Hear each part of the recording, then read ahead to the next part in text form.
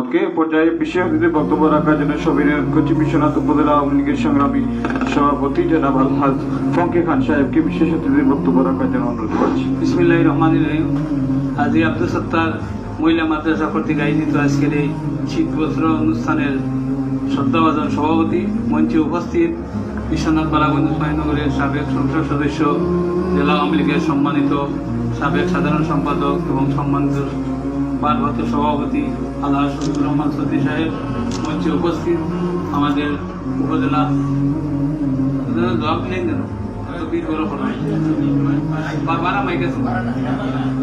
আমাদের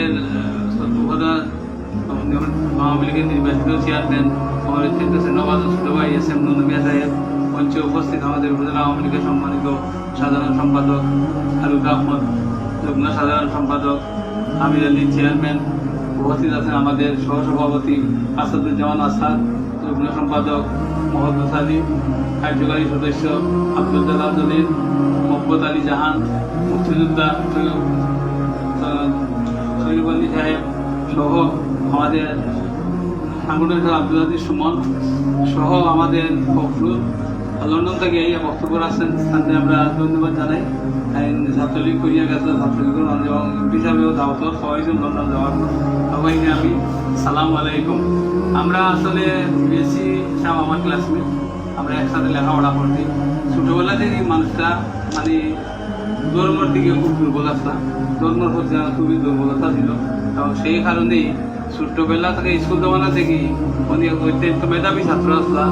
তার কারণেই আজকে আমরা যে প্রোগ্রাম দেখলাম তার মাদ্রাসা ছাত্রছাত্রী সেই মেধা কাজে লাগাতে পারছেন বলে আমরা মনে করি যে ওনার যোগ্যতা প্রমাণ করতে পেরেছেন। কারণ এই বয়সে ছেলেমেয়েরা ইংলিশ, আরবি, বাংলা কথা বলা সহজ নয়, আমরাও পারি না ওর সঙ্গে। তো এই মেয়েরা যে কথাগুলো হইল এগুলো তো তার পরামর্শই স্কুল মাদ্রাসা চলে, সেই কারণে আমরা তার প্রমাণ পাইলাম।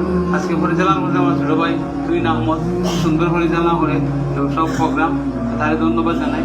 পাশাপাশি হাসিম সাহর যে অবদান সেটা বিশ্বনাথবাসী কোনোদিন ভুলবে না। বিশ্বনাথের অনেক অনেক জায়গায় ওনার অবদান আছে, সেই অবদানের পাশাপাশি ওনার এলাকায় উনি যে আমার আনোয়ার যে বক্তব্য দিয়েছেন ওগুলো আমরা আগে থেকেও জানি। উনি স্কুল পড়ছেন, কলেজ পড়ছেন, মাদ্রাসা পড়ছেন, সব জায়গায় অবদান। হাসিম সাহেব মহিলা আমাদের মহিলা স্কুলে একটা মসজিদ করে দিচ্ছেন।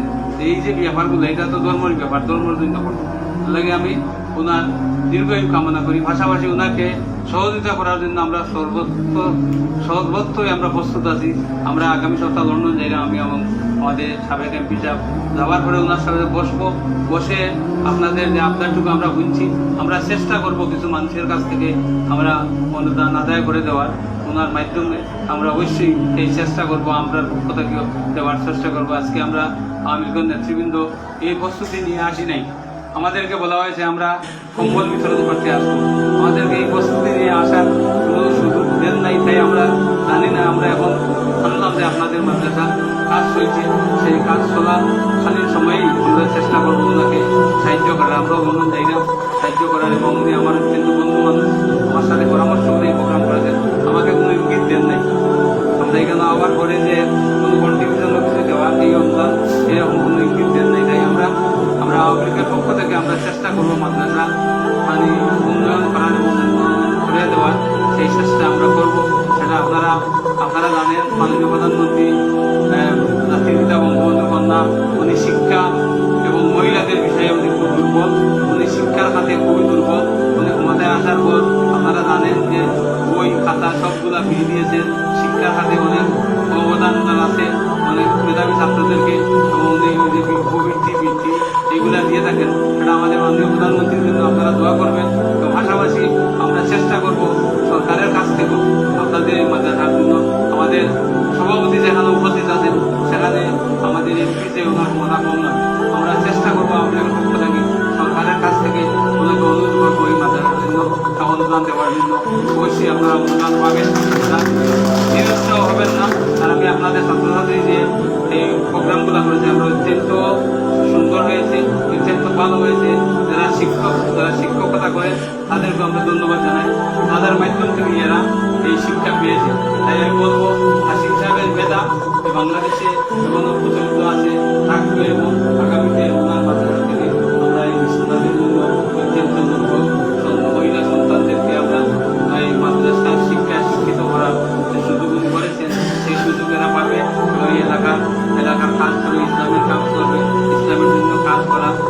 আমাদের দায়িত্ব, আমাদের কর্তব্য। আমরা সবাই মিলে আমরা ইসলামের প্রতি শ্রদ্ধা রেখে আমরা ইসলামের প্রতি ইমান রেখে আল্লাহ তাআলার কাজ করা আমরা মনে করি আমাদের ধর্মের ধর্ম তাই বলে। তাই আমি বলবো আমাদের মাঝে অনেক নোংরা বিরোধ আছে, অনেক নোংরা সমস্যা আছে, সেইগুলা দূরে রেখে আমরা আমাদের ইসলামের জন্য কাজ করবো, সেটাই আমাদের সঠিক এবং সেটাই আমরা অঙ্গীকার করা প্রয়োজন। তাই বলে আমি সবাইকে, বিশেষ করে আমি আব্দুল হাসিম বিএসসি সাহেব এবং তার পরিবারের বাইরেকে আমি কৃতজ্ঞতা জানাই, ধন্যবাদ জানাই। এলাকার মহিমুরব্বীদের ধন্যবাদ জানাই এই মাদ্রাসা প্রতিষ্ঠিত করার জন্য। যারা প্রবাসে আছেন তারা ওনাকে সাহিত্য সহযোগিতা করার জন্য আমার ওনার সাথে ওই মাদ্রাসা নিয়ে বোঝার সুযোগ হয় না। আমি আজ প্রথমবার এসে দেখে গেলাম যে মাদ্রাসা আমাকে কয়েকবার বলছেন যে বইতাম আমাদেরকে বসা হয় না। এবার গেলে আমি অবশ্যই বসবো, ওনার সাথে বসে ওনার পরামর্শ করে চেষ্টা করবো মাদ্রাসার উন্নতি কীরকম করা যায় সেই ব্যবস্থা করবো। আমি একটু সময় নিয়ে ওনার সাথে বসবো। তাই আপনারা সবাই ভালো থাকুন, সুস্থ থাকুন এবং